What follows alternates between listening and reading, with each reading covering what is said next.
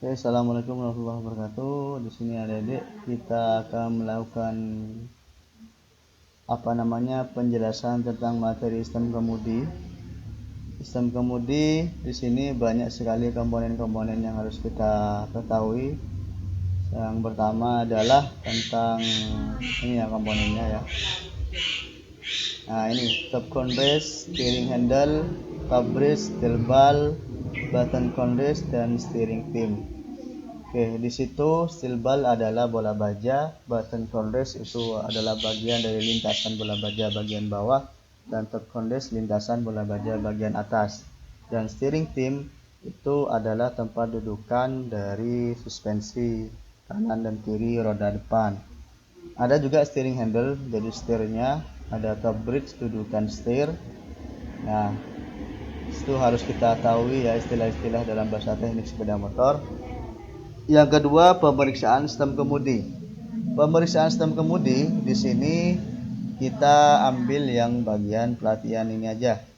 Oke ya, biar lebih lengkap pemeriksaan sistem kemudi.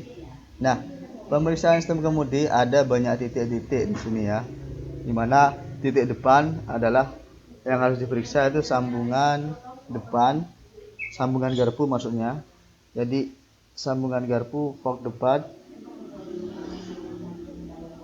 dan biring-biring steering head yang atas dan yang bawah, tabung dalam dan luar garpu fork depan, jadi seal penutup debu, bearing roda, sepuk, dan rim roda yang harus diperiksa. Sedangkan yang belakang yang harus melakukan pemeriksaan adalah sambungan atas, shock absorber, sambungan bawah, bearing roda, poros, rim roda, dan spook. Nah, kita lihat di situ apakah yang harus diperiksa bagian-bagiannya.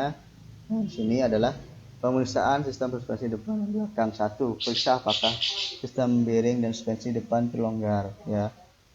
Takutnya kocak ya, karena jalan yang geronjal biasanya kocak. Yang kedua, periksa secara virtual apakah ada kebocoran oli suspensi pada bagian seal oli depan ya. Takutnya ada kebocoran. Ketika ada kebocoran, otomatis kinerjanya kurang maksimal. Yang ketiga, periksa apakah bearing roda depan longgar. Ya, apakah longgar itu diperiksa ya, lakukan pemeriksaan. Yang keempat, periksa putaran roda dan kondisi rim roda. Jadi putaran roda itu juga diperiksa, takutnya putarannya itu mengalami kendala ya, ataupun muternya itu sedikit kocak karena memang bearingnya yang sudah kemakan atau sudah aus. Yang kelima, periksa jari-jari atau spoke roda. Jari-jari di sini ada memang pemasangannya itu yang jari-jarinya tidak ada yang maksimal, ada yang tidak maksimal. Jadi ada yang longgar, ada yang tidak longgar. Itu periksa. Yang keenam, periksa kelancaran stang kemudi. Nah, kalau stang kemudi ini terlalu kuat kita menguncinya, maka stang kemudinya juga tidak lancar, belok ke kanan ke kirinya itu tidak lancar. Jadi harus di setel ulang-ulang ya. Yang 7, periksa kelonggaran basing, suspensi, dan swing arm.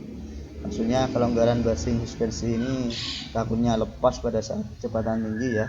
Dan swing armnya ini dilihat kanan kirinya, rodanya kira-kira nyentuh apa tidak dengan armnya, baik yang kanan maupun yang kiri.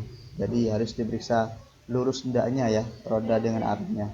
Yang kedelapan, periksa secara virtual apakah ada kebocoran oli suspensi secara kacamata saja. Yang 9, periksa kelonggaran roda belakang, bearing roda. Yang 10, periksa putaran roda belakang dan kondisi rim roda. Yang 11, periksa kerja suspensi depan dan belakang. Oke, itu adalah pemeriksaan sistem kemudi. Dan yang terakhir adalah tentang sudut caster dan sudut trail ya, yang harus kita ketahui di sini untuk anak-anak SMK.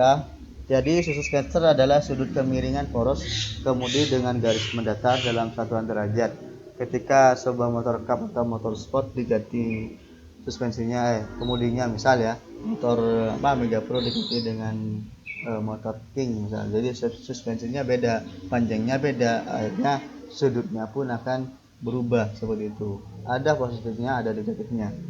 Misal positifnya adalah lebih nyaman saat mengendara, tapi negatifnya adalah ketika kecepatan tinggi itu sangat bergetar, sangat lebih besar getarannya gitu ya.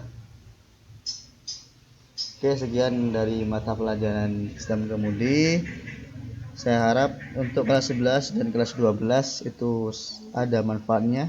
Jadi sudut trail ini ada bedanya nih ya. Sudut caster di sini, sudut trailnya dari sini. Oke.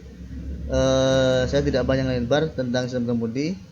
Jadi poin yang pertama adalah pemeriksaan sistem kemudinya itu harus merata ya, depan dan belakang diperiksa semua.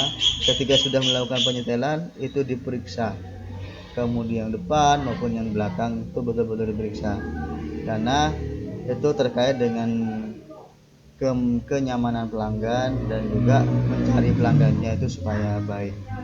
Oke, sekian, terima kasih. Ini adalah materi kelas 11 dan juga bisa digunakan di materi kelas 12. Perbedaannya apa? Perbedaannya nanti adalah di sisi tugasnya saja. Yang kelas 12 itu lebih susah atau lebih sulit daripada kelas 11. Oke. Sekian, terima kasih.